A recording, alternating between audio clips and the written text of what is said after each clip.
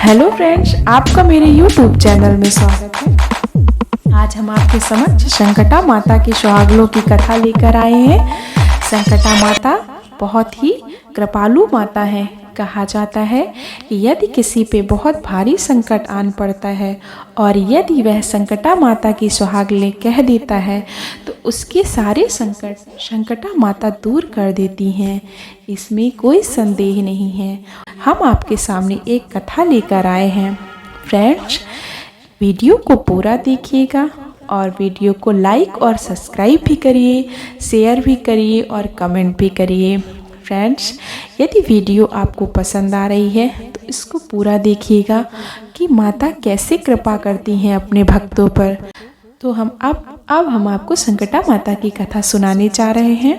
Friends, video को last तक देखिएगा। एक बार की बात है, महाराज रंतिदेव और महारानी लक्ष्मी देवी का बड़ी मनौतियों के बाद एक राजकुंवर हुआ। राजकुंवर के 11 वर्ष के होते ही महाराज की मृत्यु हो गई और कुंवर को गद्दी पर बैठाया गया। कुछ समय बाद उनका विवाह हो गया, पर शादी के 5 साल बीत जाने पर भी उनकी कोई संतान न हुई। महारानी लक्ष्मी देवी ने वारिस न होने के कारण राजकुंवर से दूसरा विवाह करने को कहा, पर वे तैयार न हुए। तब रानी ने राजकुंवर से हाथ जोड़कर कहा, संतान सुख के लिए आप दूसरा विवाह कर लें, इससे मुझे कोई परेशानी न होगी। मैं तो तुम दोनों की सेवा करके ही अपना जीवन काट लूंगी। रानी के विनम्र अनुरोध पर राजकुंवर ने दूसरा विवाह कर लिया। दूसरी रानी ने आते ही कहा, मैं महल में तभी कदम रखूंगी जब पहली रानी को नगर से बाहर खेतों में रखा जाए। यह पहली शर्त। दूसरी शर्त यह कि इन्हें केवल एक पायली चने ही दिए जाएं। रोज पीसे रोज खाएं, उसी में से एक रोटी गाय और एक रोटी कुत्ते को दी जाए। बची हुई रोटियां ही वे खाएं। तीसरी शर्त यह कि रानी का मुंह नहीं देखना। बड़ी रानी राजा के सुख के लिए यह सब करने को तैयार हो गई और खुशी खुशी खेतों में रहने लगी और शर्तों के अनुसार ही जीवन यापन करने लगी। तभी दिनों के खेत के पास वाले मंदिर में कुछ महिलाएं संकटा माता की पूजन कर रही थी। वह भी जाकर वहां चुपचाप बैठ गई। उन्होंने विधि विधान से पूजन किया। सामग्री पास के जलाशय में विसर्जित कर वे जब घर जाने लगी तभी रानी ने पूछा, आप यह कौन सा व्रत कर रही थी? इसके करने से क्या होता है? उसी समय एक बंदरिया वहां आकर चुपचाप खड़ी होकर सब सुनती रही। उनमें से एक सुहागन स्त्री ने कहा, हम संकटा माता की पूजा कर रहे थे। इसका व्रत विधि विधान से करने पर बड़े से बड़े संकट दूर हो जाते हैं, सब मनोकामना पूरी होती है। तब रानी ने हाथ जोड़कर कहा, इसकी विधि हमें बताएं। हमारे राजा के पुत्र होने पर हम यह व्रत अवश्य करेंगे। उसने पूरी विधि कह सुनाई और वे अपने घर चली गईं। उसी समय एक मदारी वहां आया और बंदरिया को पकड़कर शहर की ओर चला गया। यहाँ राजा को रहते रहते 11 वर्ष हो गए, पर संतान न हुई। इसीलिए राजा साहब बड़ी रानी के पास पहुंचकर बोले, हमारी माँ की चल बसी इतने बरस हो गए, हमारी माँ भी चल बसी इतने बरस हो गए, हमारी कोई संतान नहीं हुई और यहाँ तुम भी कितने कष्ट उठा रही हो। इस पर बड़ी रानी ने कहा, आप घबराएं ना, 12 वर्ष पूरे होते ही पुत्र होंगे। 12 वर्ष तक रानी ने कुछ खाया न पिया, केवल माता रानी का ध्यान करती रही।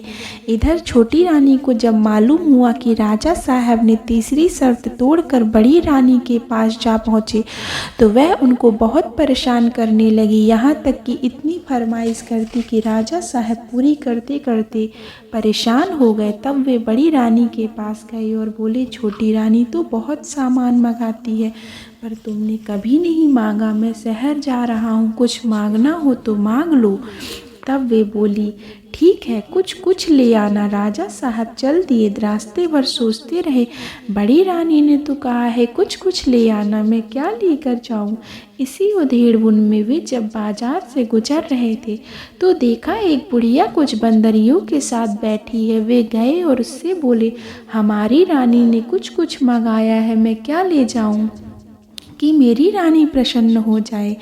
तब उन्होंने राजा साहब को एक बंदरिया की सांकल पकड़ा दी और बोली, यह कुछ कुछ है। राजा साहब ने बड़ी रानी को आवाज़ दी। वे संकटा माता का स्मरण कर रही थी, इसीलिए कुछ देर से निकली। तब राजा ने बंदरिया वहीं पर बांध दी और बोले, कुछ कुछ ले आया हूँ, और नगर की ओर चल दिए। महल पहुँचते ही राजा साहब को खबर लगी कि छोटी रानी को पुत्र हुआ है। राजा खुश हुए। इधर बड़ी रानी बंदरिया से लिपट कर बहुत रोई। तब बंदरिया ने कहा, पुत्र तो हमें संकटा माता देंगी, मैं इसकी खबर नगर में सबको देती हूँ। और बड़ी रानी को पुत्र भय कहते हुए दौड़ी राजा साहब के यहाँ गई। एक दासी से बोली, बड़ी रानी के यहाँ पुत्र हुआ है। यह सब जैसे ही राजा ने सुना, राजा साहब खुश होकर खेतों की ओर जाने लगे। तभी एक सुहागिन ने आकर कहा, महाराज, मैं वहीं से आ रही हूँ। बड़ी रानी के पास जो बंदरिया है वह किसी को रानी और पुत्र से नहीं मिलने देती।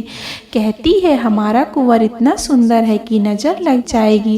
राजा साहब महल की ओर मुड़ गए। कुछ दिन बाद बंदरिया ने कहा, हमारे राजकुंवर का मुंडन है। इसी प्रकार कुछ समय के अंतराल से वह एक संस्कार की खबर पूरे नगर में फैला देती और राजकुंवर से किसी को न मिलने देती। उधर बड़ी रानी को भी झोपड़ी से बाहर न आने देती। जो कोई भी चने देने जाता उससे दूर से ही ले लेती। इधर रानी इसी चिंता में थी कि यह खबर तो सबको दी आई, मैं क्या करूं?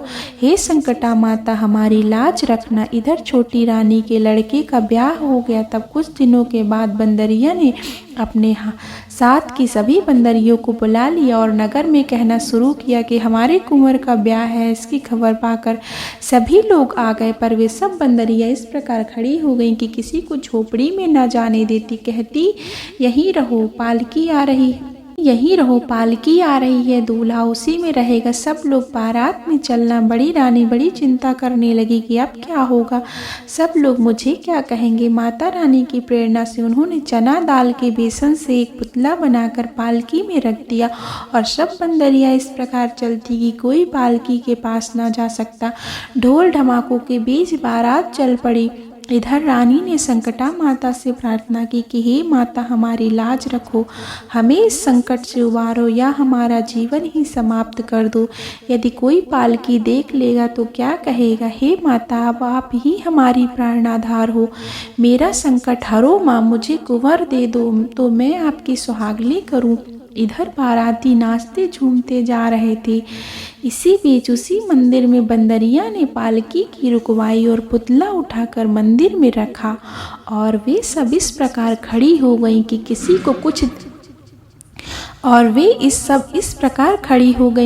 को कुछ दिखाई ना दे। और वह बंदरिया माता जी के आसपास नाच नाच कर बोली, हे संकटा माता, हमारी रानी का संकट दूर करो, हमें 12 बरस का कुंवर और घोड़ा दे दो और सुंदर सी दुल्हनिया यहाँ पर नगर बसाकर हमारे कुंवर का ब्याह करा दो, नहीं तो हम सब तुम्हारी जीत पुदक डालेंगे। तभी एक बंदर ने आकर कहा, हम सब लोग पास के नगर में दुल्हन को लिए आपकी प्रतीक्षा कर रहे हैं। उसी समय माता जी ने 12 बरस का कुंवर और घोड़ा दे दिया। अब सभी बंदरिया नाचते कूदते इस नगर में गई। उस नगर में बारातियों की भी खूब आओ भगत की गई। सभी बाराती खुश हो गए। सभी बंदरिया सुंदर बहू पाकर खुश हो गई और कुछ उनमें से दौड़ती दौड़ती बड़ी रानी के पास आई। सब हाल कह सुनाया और बोली, संकटा माता की सुहागलें करो, तुम्हारे कुंवर और बहू आ रहे हैं। बड़ी रानी ने तुरंत नगर की सभी ब्राह्मण सुहागनियों को निमंत्रण करवाया और बहू के घर आते ही उसी मंदिर में जाकर संकटा माता की सुहागलें विधि विधान पूर्वक की। उसमें छोटी रानी नहीं आई और बोली, हम संकटा की सुहागलों में नहीं आ सकते, ना हमारी आदत चना खाने की है और ना हमारी बहू की। तुम ही खाओ 1.25 किलो बेसन की मिठाई, क्योंकि तुम्हारी आदत चना खाने की है। ऐसा कहती ही संकटा माता की कोप से छोटी रानी के बहू बेटी उल्टी सीधी पागलों की सी हरकत करने लगे। राजा साहब, बड़ी रानी पुत्र और बहू को महल में ले आए। बड़ी रानी का पुत्र दोनों माताओं का समान आदर करता। बड़ी रानी राजा को परेशान देखकर उसने फिर संकटा माता से प्रार्थना की, हे माता, मेरा सुख तो राजा की प्रसन्नता से है, हमारी बहू बेटी को ठीक कर दो, हम आपकी दोहरी संकटा सुहागले करेंगे। बेटा बहू ठीक हो गए। तब छोटी रानी की आंखें खुल गई और उसने बड़ी रानी के पैर पकड़कर क्षमा मांगी और बोली, अब हम सब मिलकर माता रानी की सुहागले करेंगे। इसी बीच प्रजा मांग करने लगी कि राजगद्दी बड़ी रानी के लड़के को दी जाए। उन्होंने बहुत कष्ट उठाए हैं, पर बड़ी रानी ने दोनों बेटों को राज तिलक करवाया और सुखपूर्वक रहने लगे। और प्रतिवर्ष राजमहल में और नगर में संकटा माता की सुहागले होने लगी। माता रानी ने जैसे उन्हें संकट से उबारा, उनकी मनोकामना पूरी की, ऐसे ही सबकी करें। बोलो संकटा माता की जय।